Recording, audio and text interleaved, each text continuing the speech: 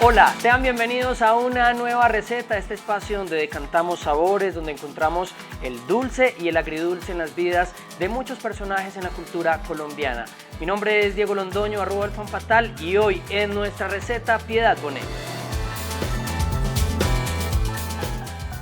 Bueno, pues llegamos a esta receta y bueno, Piedad Bonet, ¿cómo estás? Bienvenida, por supuesto, a tu ciudad y a conversar sobre literatura, sobre comida, sobre tu vida, y es un placer de verdad estar contigo.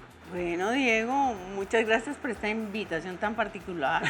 Me encanta hablar contigo.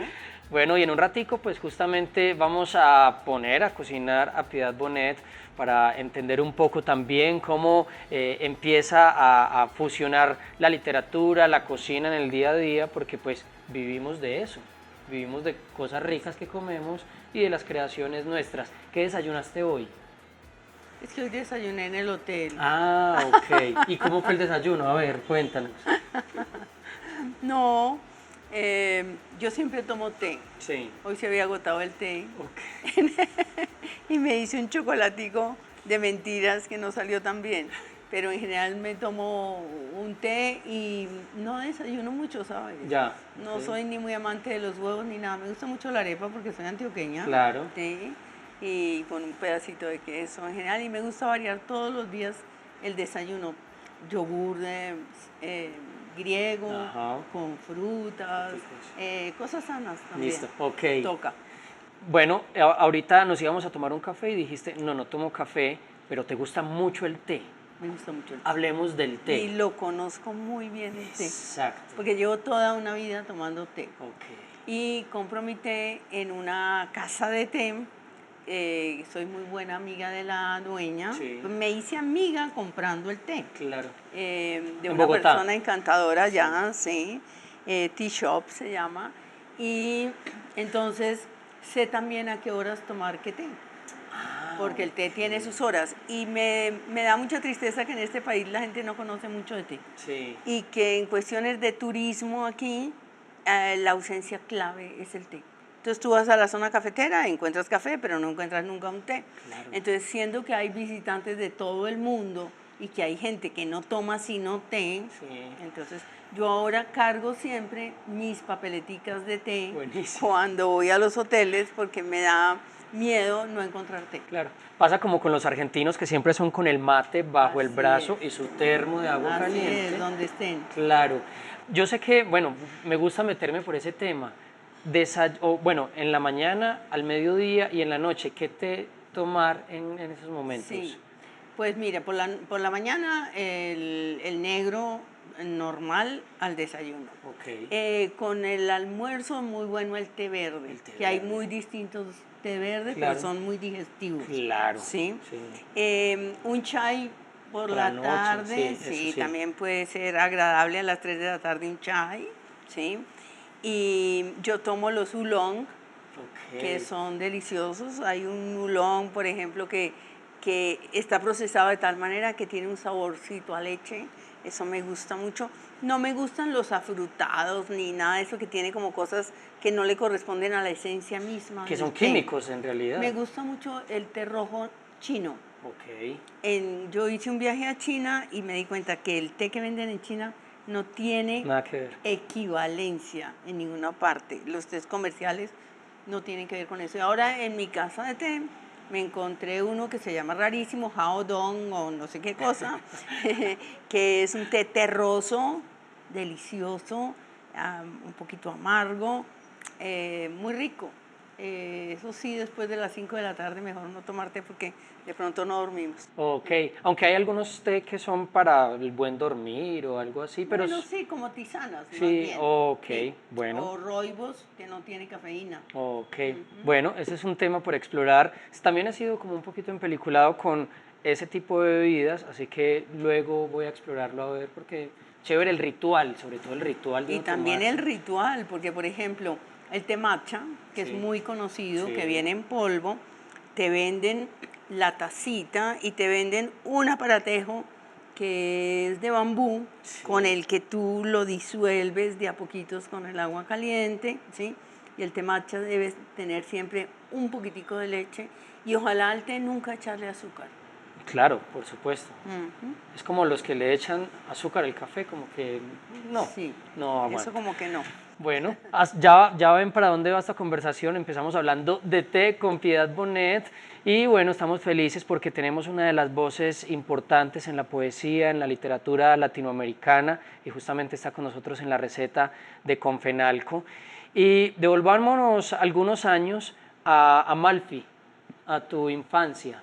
¿Qué recuerdas de Piedadcita chiquitica por las calles de Amalfi, en tu casa? ¿Cuál es el recuerdo que, si te digo Piedad Bonet pequeñita en Amalfi, qué recuerdas? Mira, me veo atravesando el parque, ese parque hermosísimo que sigue siendo muy hermoso, el Parque de Amalfi, y veo esa naturaleza extraordinaria que rodea ese pueblo, esas montañas, ese río Porce, ¿sí? Digamos que mi primer contacto con la belleza fue a través de la naturaleza, pero también mi encuentro con la religión, que yo no soy religiosa, Ya. yo salí de ahí hace mucho tiempo, desde que era una adolescente, pero de todas maneras Amalfi pues era un pueblo muy aislado y tenía todavía rituales muy medievales. Entonces teníamos todo lo del Corpus Christi, entonces en cada esquina había representaciones que no es sino una forma del teatro religioso medieval. Entonces a mí me impactaba mucho eso, como se celebraba la Semana Santa también, con esas procesiones inmensas, se reproducía la escena de los apóstoles lavándole los pies a Jesucristo. Entonces, toda esa cosa teatral me impactaba mucho. Claro. Yo creo que yo era una niña hipersensible, que registraba muchas cosas. Por Detallista. ejemplo, registré cuando me dijeron que pasaba por ahí, por el frente de mi casa, un entierro y era un niño el que se había muerto y yo entendí que los niños también nos podíamos morir, ¿sí? Y, en fin, pasaron las cosas más importantes de la vida, me pasaron en esos primeros 8 años. Me marcaron absolutamente y para siempre. También la relación con los padres, mi mamá, una mamá muy cuidadosa y amorosa, mi papá, un hombre muy recto, muy honesto y muy bravo. Entonces toda esta idea de que los hombres eran los que manejaban el orden del mundo, también eso me afectó. Empecé mi educación con las monjas, que la tuve siempre con monjas y me aterrorizó siempre. ¿Sí?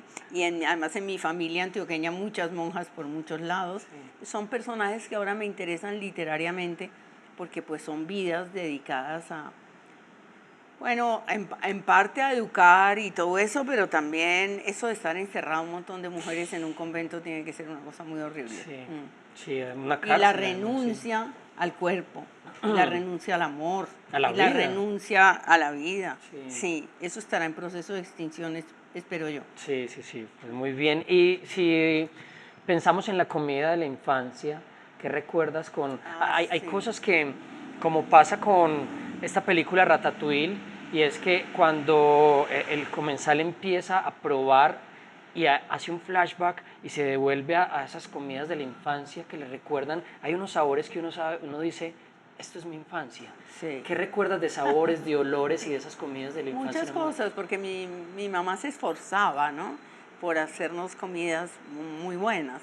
Yo me acuerdo de lo que aquí en Antioquia llaman la parva. Claro. Porque había una señora que se llamaba Evita, que llevaba en su cabeza como un gran canasto donde estaba toda la parva del mundo. Mi papá era muy parvero y yo gozaba mucho con eso. Pero la verdad, los grandes descubrimientos culinarios vinieron cuando nos fuimos a Bogotá, porque mi mamá es una persona muy curiosa y muy abierta al mundo.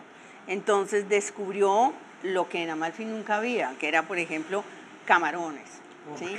Nosotros llegamos en una situación más bien precaria económicamente, porque era pasar, ¿no?, de ser cabeza de, no sé cómo dicen, de ratón a ser cola de león, Claro, o yo no sé cómo es el dicho. El caso es que en mi casa nos las teníamos que ingeniar, porque mi papá apenas se estaba estableciendo, yo tenía 8 años. En Bogotá. Y mi mamá Sí. descubrió rápido las alcachofas, descubrió las berenjenas, se buscaba recetas para hacernos con esas cosas. Las espinacas me acuerdo que las hacía extraordinariamente bien. O sea, nos introdujo en el mundo de los vegetales. que yo creo que en Amalfi pues eso no era realmente. Ahora, a mí me quedan gustos ancestrales como el del chicharrón, por ejemplo, ¿sí? Esas cosas antioqueñas o la arepa y el quesito, ¿sí? Que es difícil de conseguir allá en Bogotá, lo mismo que aquí. Pero digamos sí, tengo esa mezcla de lo atávico y esos caminos que nos abrió mi mamá con una curiosidad culinaria grande. Bueno, Piedad, y en esa niñez, niñez o adolescencia, pues llegan libros a casa o llegan incluso pedidos de parte de los profesores para leer algunas historias que en muchas ocasiones, por ejemplo en mi caso, eran como un mandato, una obligación, una tarea y uno no los disfrutaba tanto. Hasta ahora yo vine a leer libros que me pusieron a leer en el colegio que yo no disfruté nunca. ¿Qué pasa con esas primeras lecturas de Piedad Bonet? ¿Cuáles fueron esas primeras lecturas o el libro que tú dices pudo haber sido el primer libro o el libro que te abrió un universo y que te sacaban incluso de esas montañas de Amalfi y te llevaba por todo el mundo? Bueno, mira que allá había una señora que alquilaba libros en Amalfi, porque no había bibliotecas públicas importantes ni nada. Entonces mi mamá iba conmigo allá y el primer libro que me acuerdo que leí se llamaba El jardín de Lilola, que era un cuento infantil. Yo debía tener 4 o 5 años y me acuerdo que me deslumbré con el mundo de la fantasía de los cuentos infantiles. Okay. Mi papá nos compró una enciclopedia que se llamaba El Tesoro de la Juventud, de la que nos nutrimos todos los escritores de mi generación. María Mercedes Carranza decía que lo había leído, Juan Gustavo Cobo también. Entonces, en esos tomos de una letra pequeñita, de una edición, esto era hecho en los Estados Unidos, pero en español. Papel ¿sí? fotográfico. Un papel brillante que olía Sí, exquisito. sí, sí, sí. Entonces yo me acuerdo de mis tardes metida allá, oliendo esos libros y había muchas secciones, pero había una sección de cuentos infantiles. Entonces, fantásticos, de Andersen, de Grimm. Entonces, digamos que esto fue, digamos, mi introducción a la literatura fue por ahí. Con un elemento adicional, yo estaba convencida de que eso existía. O sea, de que los gnomos, las hadas, todo eso era verdadero. De manera que cuando de pronto comprendí que no, fue como mi primera pérdida. Okay. Cuando yo dije, pero pues, ¿y no hay hadas? Me dijeron, no, no, es que eso no, eso está en los libros. Y fue como despedirme de un mundo con cierta tristeza. También leía las revistas de selecciones. Claro, Que mi papá tenía hermosa, la sí. colección de eso. Entonces me gustaba La risa remedio infalible y me gustaba una cosa que es enriquezca su vocabulario, porque creo que siempre amé las palabras. Entonces, y me jactaba de ser culta cuando era muy chiquita y era muy pretenciosa.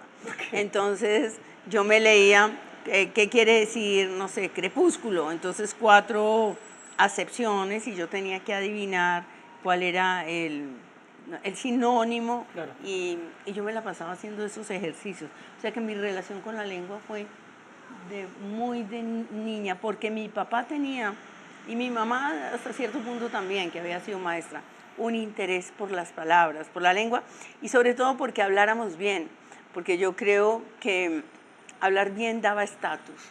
O sea, como ustedes son personas con educación, ustedes son personas cultas, no pueden decir de qué, por ejemplo, no, no sé.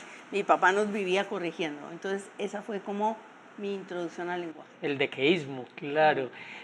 Ahora que hablas de esas pérdidas, pues claro, vivimos en una región donde está la Patasola, donde está la Llorona, el Tigre de Amalfi, por ejemplo. ¿Qué recuerdas de eso, el Tigre de Amalfi? Pues recuerdo que me llevaron a ver el cuero del Tigre de Amalfi, porque, o sea, soy tan vieja que alcancé a ver el Tigre de Amalfi. Entonces, lo cazaron al Tigre de Amalfi.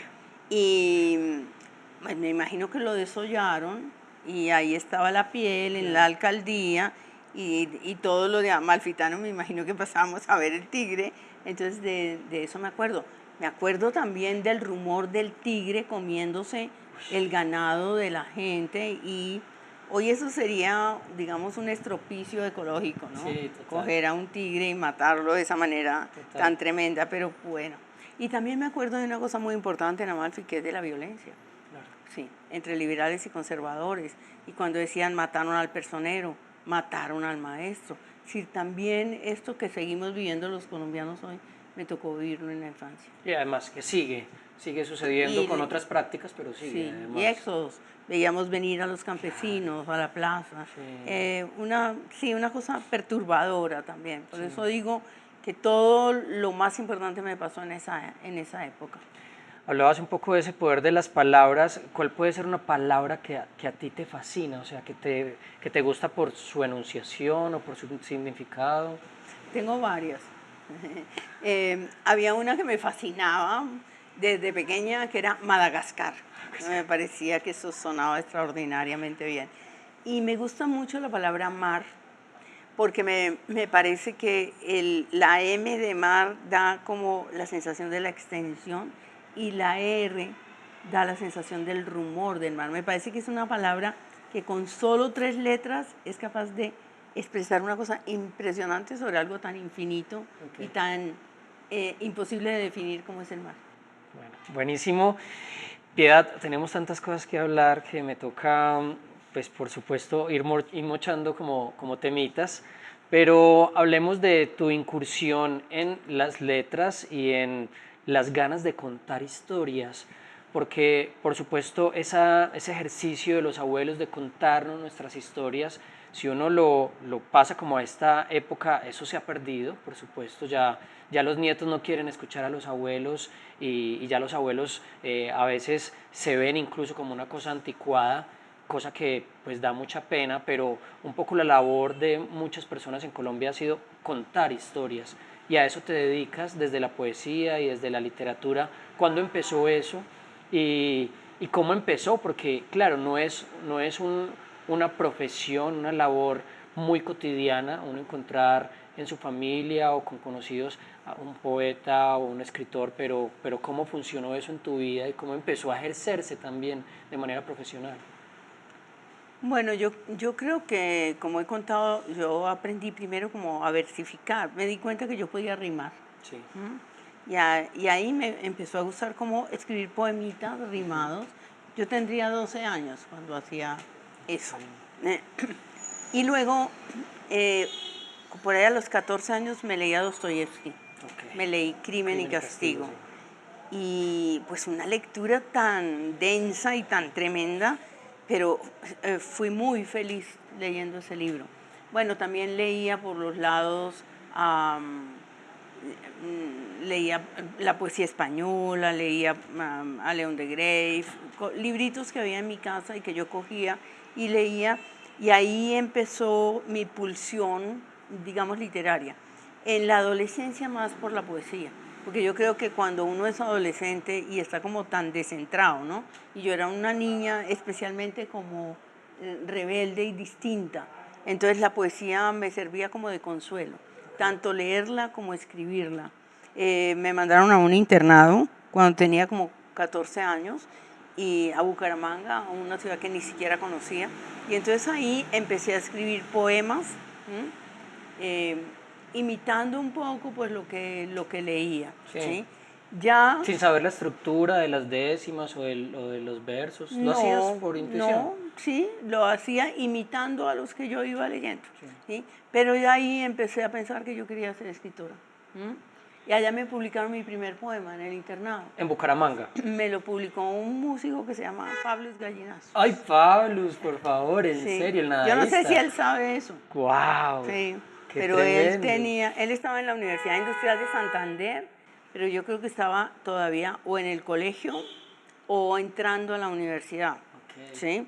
Y entonces a través de la novia de él, que se llamaba Gloria Díaz en ese momento, sí, que era una chica de mi colegio, de sexto bachillerato, ella se llevó unos poemas míos, que ya ni sé qué era, y él me lo publicó en el periódico de la Universidad Industrial de Santander. Entonces yo supe como que alguien me estaba publicando poemas, como que yo sí podía ser poeta. ¡Wow! ¿Sí? ¡Qué increíble Sí, historia! eso lo acabo de concretar aquí en esta, pero lo he tenido como desdibujado en la cabeza siempre, ¿sí? Okay. Pero eso fue como un empujón. Ahora ya entro a la Universidad de los Andes, sí, a estudiar literatura me encuentro con el boom, porque imagínate que estaba pasando eso en ese momento. Claro. García Márquez había publicado hace poco Cien años de soledad. Okay. Estábamos leyendo a Cortázar, a Rulfo, Total. todos libros que estaban circulando vivos en América Latina, y ahí yo decido que quiero ser narradora. Sí, que me aparté de la poesía y dije quiero ser narradora, pero iba a ser narradora mucho tiempo después realmente, porque intenté escribir una primera novela y me fue como mal, ¿sí? Dije no puedo, esto no me está saliendo, a lo mejor mi lenguaje no es ese, me fui por el terreno de la poesía y ya me empecé a publicar. Me demoré mucho en publicar, la verdad, porque me casé súper joven, tuve mis 2 hijas primeras muy joven y me dediqué a trabajar de maestra, de profesora en la universidad, y entonces fui dilatando y no tenía realmente mucha confianza en mi talento, ¿no? Ya. ¿Y qué es eso de la confianza? ¿Cómo puede uno entender eso de ese poder y esa voz viva que de pronto se abre al mundo y decide publicarse sin tener miedo, aunque siempre va a haber miedo de la publicación? Siempre hay miedo. Sí. Y creo que necesita una mirada de afuera que te valide. Okay. Entonces, yo publiqué mi primer libro todavía con muchas incertidumbres, pero el segundo me lo publicó el Banco de la República y lo leyó Darío, ay, ahora se me olvida, ¿sí? Estoy confundida con el nombre, es una cosa tonta. Sí. Y me lo llevó Mario Yurcic. Okay. Mario Yurcic fue el mensajero que se lo llevó a Darío Jaramillo. Darío Jaramillo. Sí. Y Darío Jaramillo me lo quiso publicar. Entonces yo ya me vi vista desde fuera, ¿ves? Sí. Y Juan Manuel Roca hizo muy buena reseña sin que yo lo conociera, Nina. Yo estuve siempre muy lejos del mundo literario durante muchos años. Estaba en el mundo universitario y estaba casada y tenía unas niñas y me resultaba difícil ir a familiarizarme, digamos, con el mundo de la literatura. Claro. Pero tuve esos avales y tuve después un premio, que fue el Premio Nacional. Sí. Y el Premio Nacional ya como que me hizo pensar, bueno, a lo mejor soy buena para esto que hago. Claro. ¿Sí? ¿Cómo llega entonces las novelas y la forma de narrar historias sin la prosa? Bueno, siempre va a haber prosa, pero sin esa estructura poética y más como narradora. ¿Cuándo llega? No, yo tenía esa historia que traté de escribir cuando tenía 20 y pico de años. Sí. Y esa historia perduró en mi cabeza, con deseo de volver a narrarla. Y ya cuando llevaba como unos 5 libros de poesía y ya era una poeta, digamos, publicada por sellos importantes como Norma, dije, pero hombre, ¿por qué no voy a volver a explorar este género? Vamos a ver, además yo había sido profesora de narrativa durante muchos años en la universidad, ya conocía como los intríngulis de la novela, había aprendido mucho de la narración.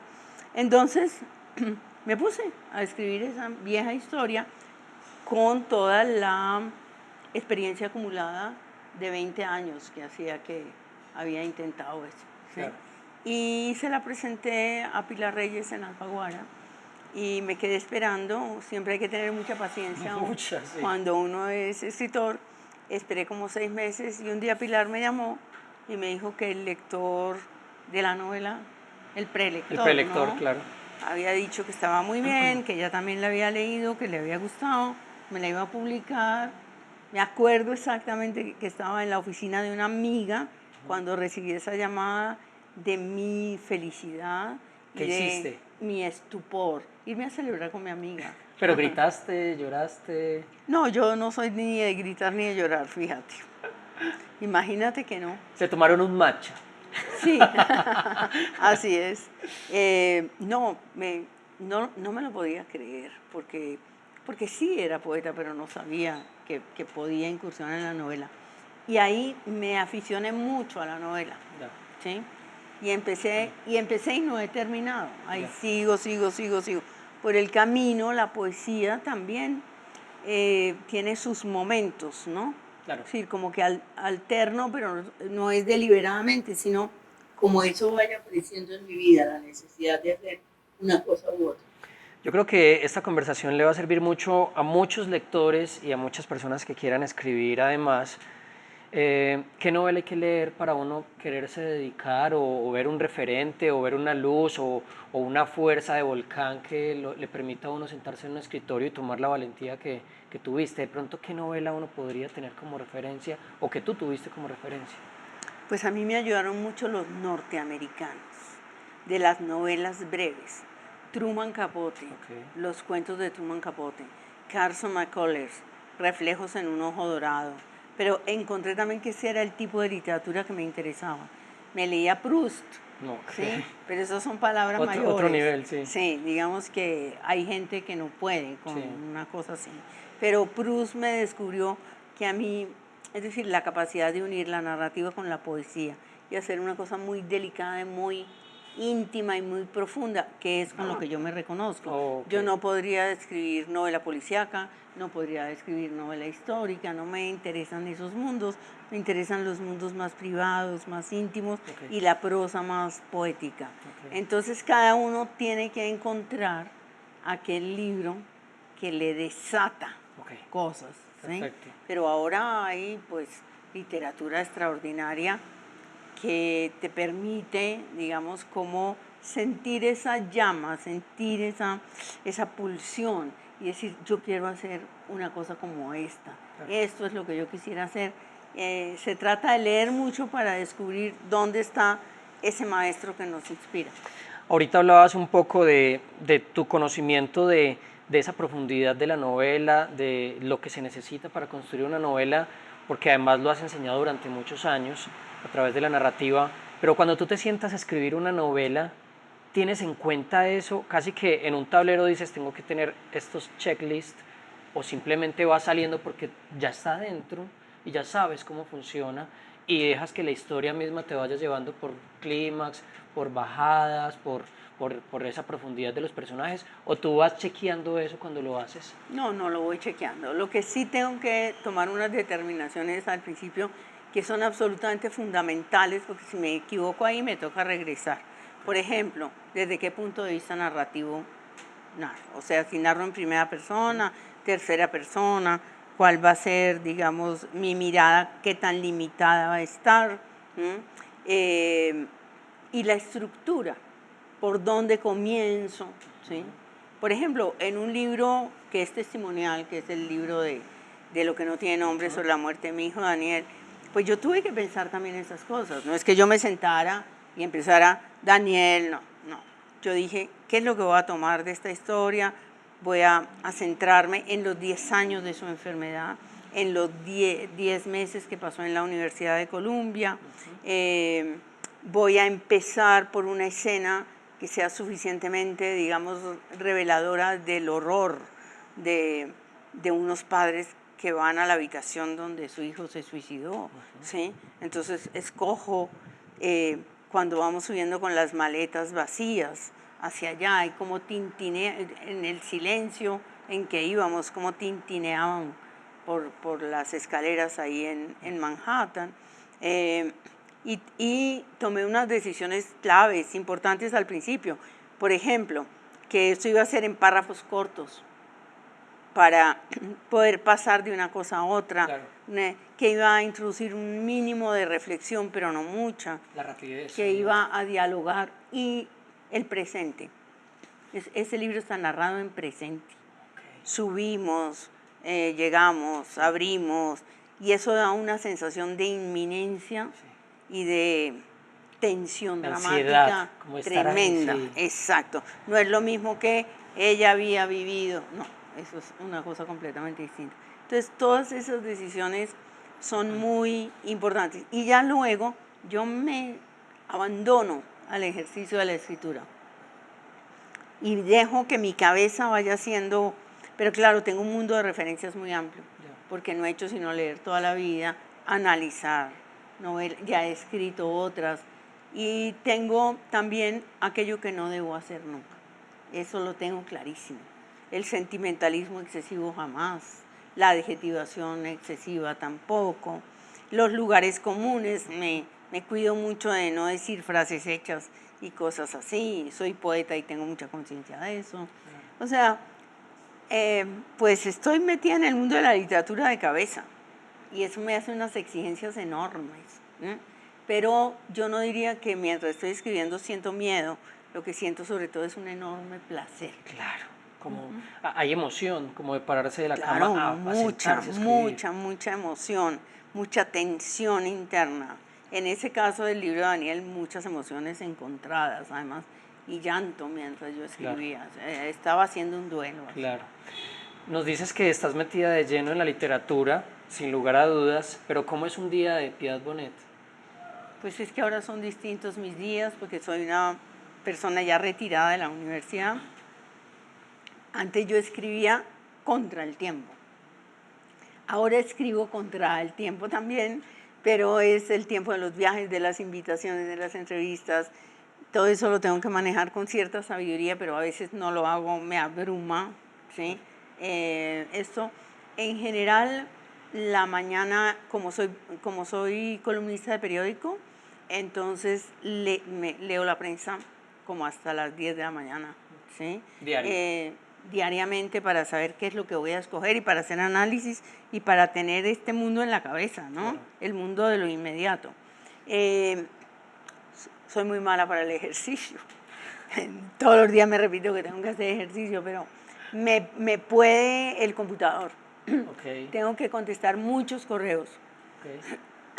Una tarea que odio cada vez más. Y por la tarde es como mi mundo. Okay. Entonces, mi taza de té, mi sillón si voy a leer un rato, mis días para escribir la columna, y tengo una columna en el ABC de Madrid también. Entonces, eso siempre lo tengo en la cabeza. Pero cuando estoy en un proyecto, entonces yo me siento a las 2:30 de la tarde y puedo trabajar hasta las 5, a las 6, a las 8. A veces trabajo hasta 6 horas. Cuando voy embalada, trabajo 6 horas. Okay. A punta de té, de pronto me paro para, no sé, bajo a la cocina, busco algo para comer, como para distensionarme, y veo el noticiero de la noche y ahí ya culmina mi jornada.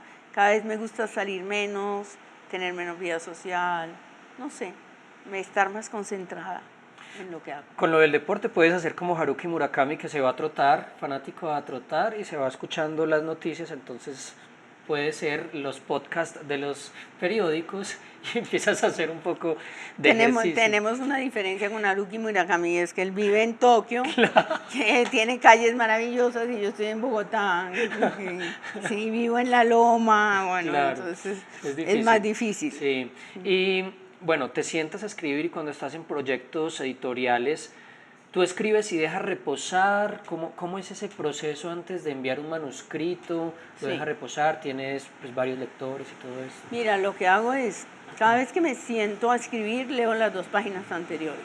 Okay. Me pongo en el tono, me agarro de los detalles, hago un calentamiento, digamos, sí, ¿no? Exacto. Muchas veces leo a otro autor antes de sentarme para hacer eso, como una calistenia. Enseguida, cada, digamos, 2 semanas o algo así, leo lo que llevo. Todo. Ok, sí. Para tener como el ritmo y... Bueno, no, para todo. Ver cómo está el conjunto, para claro, que no perderlo de vista, para ver la tensión y eso. Claro. ¿Sí? Porque claro, como son procesos tan largos, uno termina escribiendo de cosas que ya olvidó. Por ejemplo. Sí. O cosas que dijo, que uno mismo ha olvidado. Sí. ¿Sí? Eso le pasó a Cervantes, que le robaron el asno a Sancho y lo puso de todas maneras después montado en el asno, o sea que eso nos pasa a todos, ¿sí?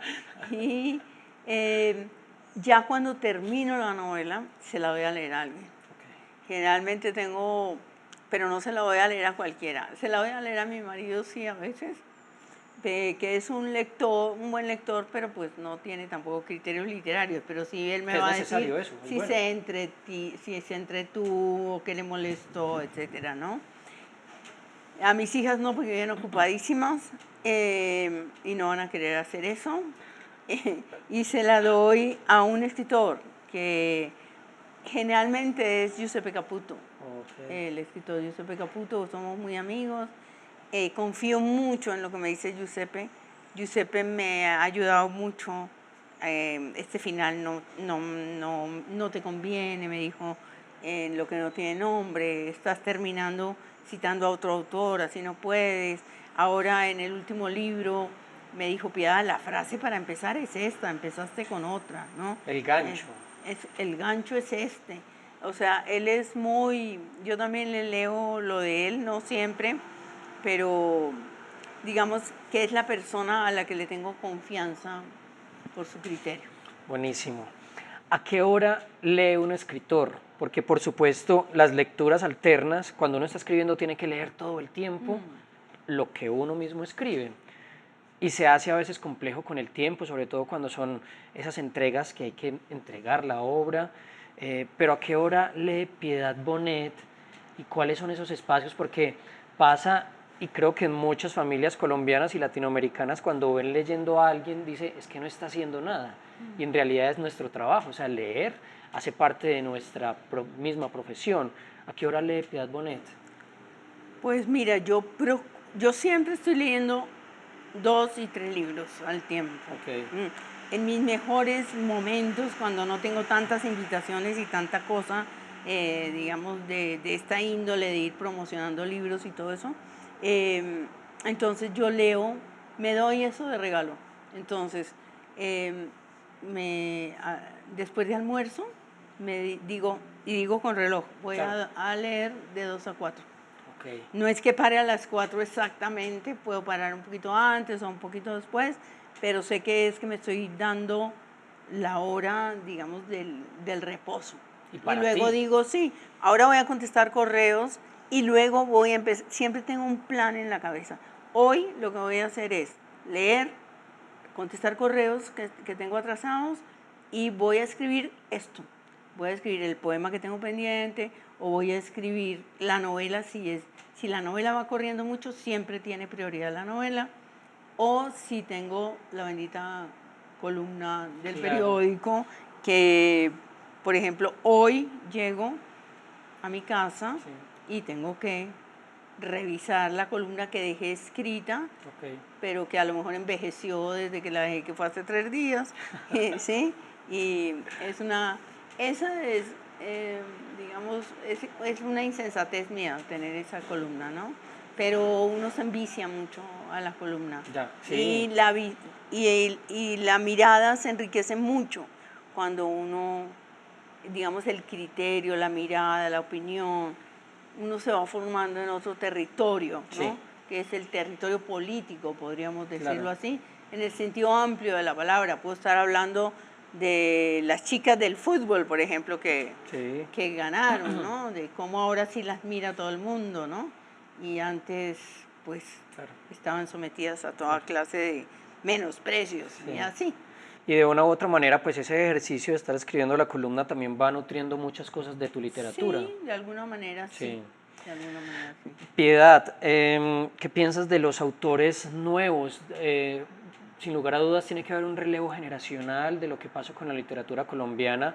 Estamos en un buen momento para la literatura, justamente, porque siento que cada vez se está volviendo un terreno y un territorio más alejado de lo académico e intelectual y está siendo parte un poco como de nuestra cotidianidad. Yo siento cuando uno va a las ferias de libros en Colombia que los chicos se están acercando más a esto. ¿Qué piensas de esos nuevos escritores, de las nuevas voces? ¿Qué esperanza ves ahí?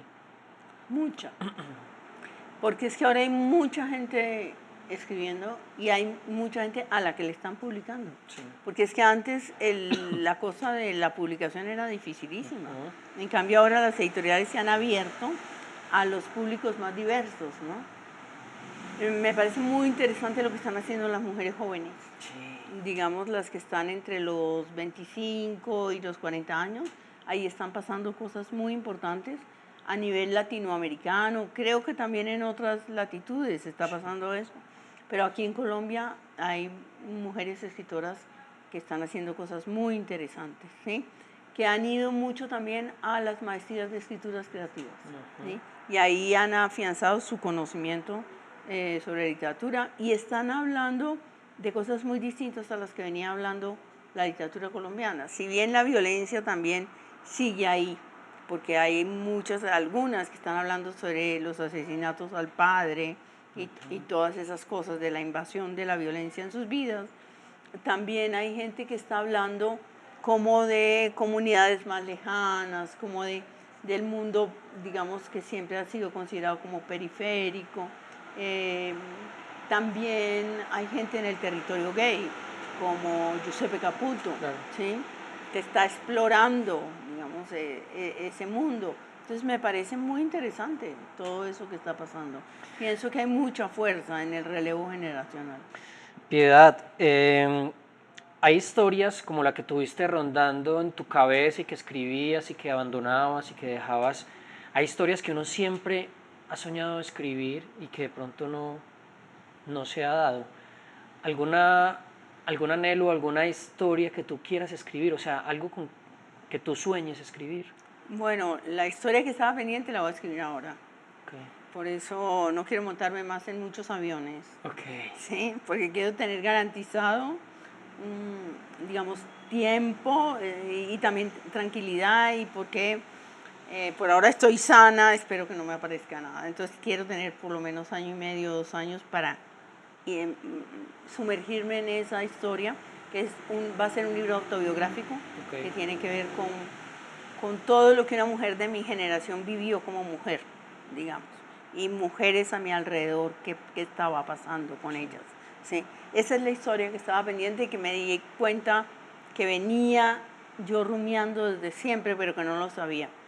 Lo que sí me queda pendiente, porque no tengo tiempo suficiente, es quisiera hacer un libro de pequeños ensayos. Okay.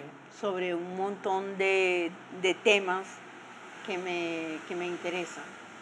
O por lo menos en mi cabeza como que se configura así, como ya no narrar, sino, sí, digamos, con un eje narrativo mínimo, reflexionar sobre algunas cosas. Ok, que es un poco también como el ejercicio de las columnas, un poco también como... Sí, sobre todo las del ABC, claro. Que no son de coyuntura política como la mayoría de las que hago aquí. Son sobre temas que a veces son muy bonitos. ¿Sí? Como, sí, lo que nos abandona, por ejemplo, como hay cosas que están extinguiéndose. Tú que eres músico, sabes, las tiendas de música. Claro, total, los por discos. Ejemplo, eso me parece una de las pérdidas grandes que yo he sufrido. Yo no sé si otros la sufren así. Claro. Porque tenerme que ir, yo estoy pagando Spotify y no he podido hacer mi checklist, ¿no?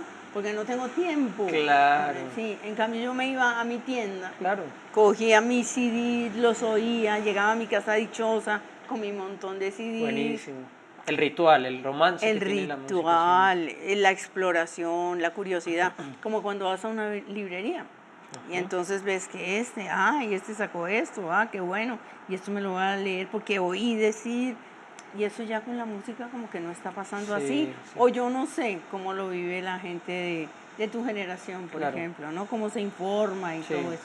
Sí, por supuesto hay un decaimiento y justamente ese romance de algunos se ha perdido y se ha llevado a lo digital, pero desde lo digital no tenemos como una manera de vivirlo de esa manera. Ya vamos terminando esta entrevista, Piedad, pero yo no sé ni qué preguntarte por lo que no tiene nombre, porque es una obra que a mí de una u otra manera me ha marcado y marcó también como una generación entera, y es un libro que uno no tiene mucho que decir de él, me cuesta hablar de él y más frente a ti, pero te agradecemos por esa obra. ¿Qué significa lo que no tiene nombre para ti? Pues significó básicamente comunicarme con un público primero que muchos no habían ni siquiera se acercado a la literatura. Por ejemplo, con muchos adolescentes, sí, que ese libro se lee en los colegios. Sí. Con oficinistas que nunca en la vida o que no tienen ni siquiera la costumbre de leer. Y entonces llegaba el libro a la oficina y el uno se lo recomendaba al otro y se lo rotaban en la oficina también porque no podían comprarlo, ¿no? Entonces, ese fenómeno de la literatura transformando sensibilidades, ¿no? Y esa pasión también por lo real, ¿no? Sí. Porque es lo que hay detrás también. Esto sucedió, ¿no? Entonces, esto sucedió y también, pues, el descubrimiento de ellos de lo que puede ser un dolor de esa profundidad para mucha gente que en su vida no ha tenido relación ni con la enfermedad mental, ni con el suicidio, ni con nada. Entonces, esa conciencia y el afecto que eso, digamos, ha producido en mi público, la manera como la gente me recibe por ese libro, que es no con admiración de la escritora, sino también con una cosa más entrañable, más personal, más unida con sus propias vidas y con sus propias historias. Es como un abrazo, ¿no? Un abrazo perpetuo. Es un abrazo Dame un perpetuo. abrazo. Y pues bueno, acá tenemos a Piedad Bonet con nosotros en la receta. No nos vamos a despedir porque nos vamos a cocinar. Ok, ¿Te parece? Pues sí, llegó la hora, ¿no? Pues llegó la hora de la cocina con Piedad Bonet acá en la receta. Bueno, Piedad, entonces estamos listos para cocinar. Esto básicamente funciona también como los libros, me imagino, como la estructura narrativa. Entonces uno tiene unos personajes que pueden ser estos, tiene un fondo que puede ser una trama, que puede ser incluso la misma lechuga y todo esto. Y de una u otra manera, este elixir, que es el aceite de oliva, el balsámico, pues nos va a pintar ahí como situaciones con los personajes. Puede ser. Podría ser. Y sobre todo tiene una meta. Ah, ok. Quiere llegar a un punto. Claro. Sí, y producir un placer. Claro, y además que hay mucha gente que tiene hambre, entonces eso funciona con la ensalada o hambre de historias o de sacar cosas, ¿cierto? Así es. Bueno, entonces tenemos tu ensalada. Ok. Los ingredientes. Entonces los ingredientes son una mezcla de lechugas, muy sencillo, una manzana picadita, eso es para cuando uno está con mucho afán, llegó de la calle, quiere hacer una cosa fácil, ¿sí? Entonces la manzana, esto es queso azul, opcional. Delicioso. Hay gente a la que no le gusta el queso azul, a mí me encanta. A mí también, sí. Unas almendritas y unos arándanos. Ok, perfecto. Y la vinagreta es una cosa muy sencilla también, el aceite de oliva, el vinagre balsámico y un poquito de miel. Muy bien. Y sal y pimienta también le echamos a la ensalada, por supuesto. Muy bien, ahí tenemos entonces nuestros ingredientes.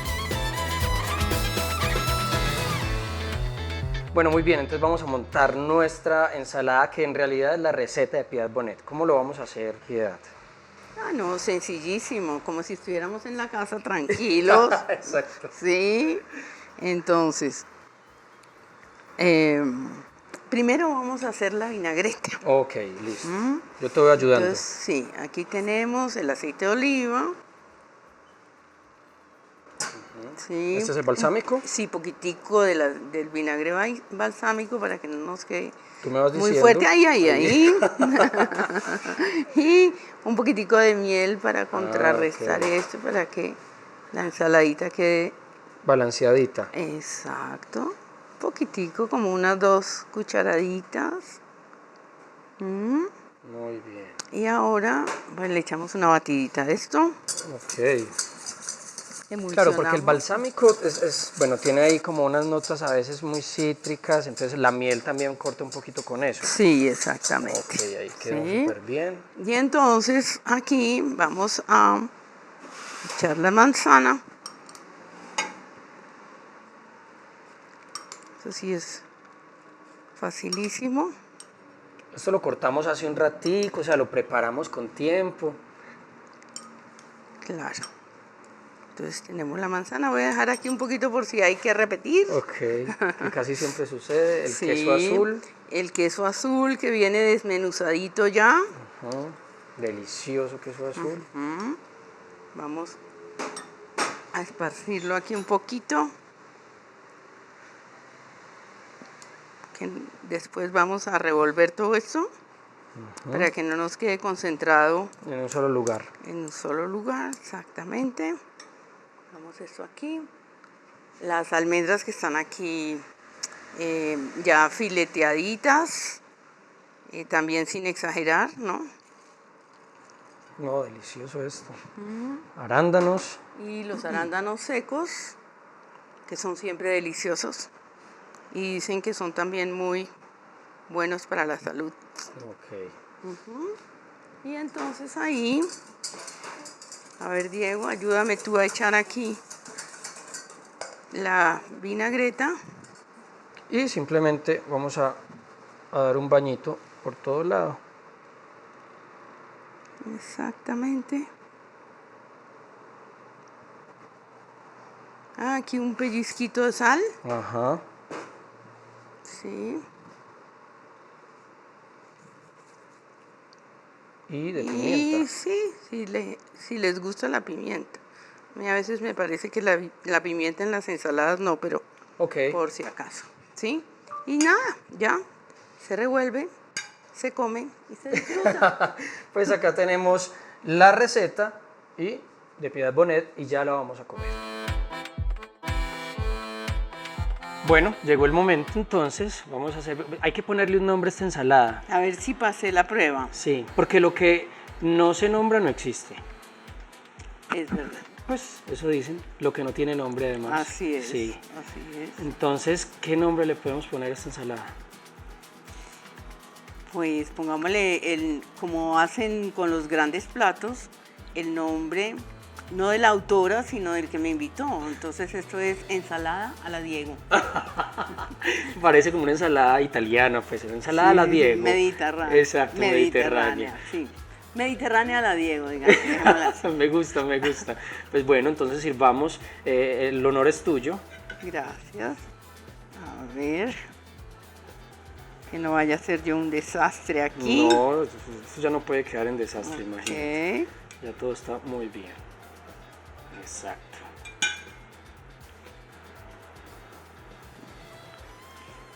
Muy bien. Y hagamos Estamos un listos. brindis por esta noche Por favor. romántica. Sí. Y por supuesto, por tu obra, por tu vida, por tu voz, por todo lo que nos inspiras a todos. Y por supuesto, porque de una u otra manera tú desde un escritorio en soledad estás cambiando el mundo y nos cambias el mundo a todos nosotros. Así que Espero salud. que sea Piedad. así, Diego. Muchas gracias. Muchas gracias y bueno, salud. Y a probar nuestra ensalada entonces, mediterránea a la Diego. A ver, con queso azul, manzana. ¿Cierto? Perfecta. Me encanta. Bueno, Te felicito. Acá tenemos nuestra receta. Y bueno, Piedad, gracias por estar con nosotros, de verdad. estuve muy contenta en este programa. Bueno. La verdad, Diego. Bueno, muy Muchas bien. gracias por invitarme. Ahí tenemos la receta con Piedad Bonet, todas las recetas www.confenalcoantioquia.com.co y bueno, buen apetito, pronto nuevas recetas. Chao. Está muy buena y el queso azul está de primera. Le da un toquecito Está, pero además de muy buena calidad. increíble. Montemos un restaurante, ¿te parece? Y no engorda. No engorda, exacto.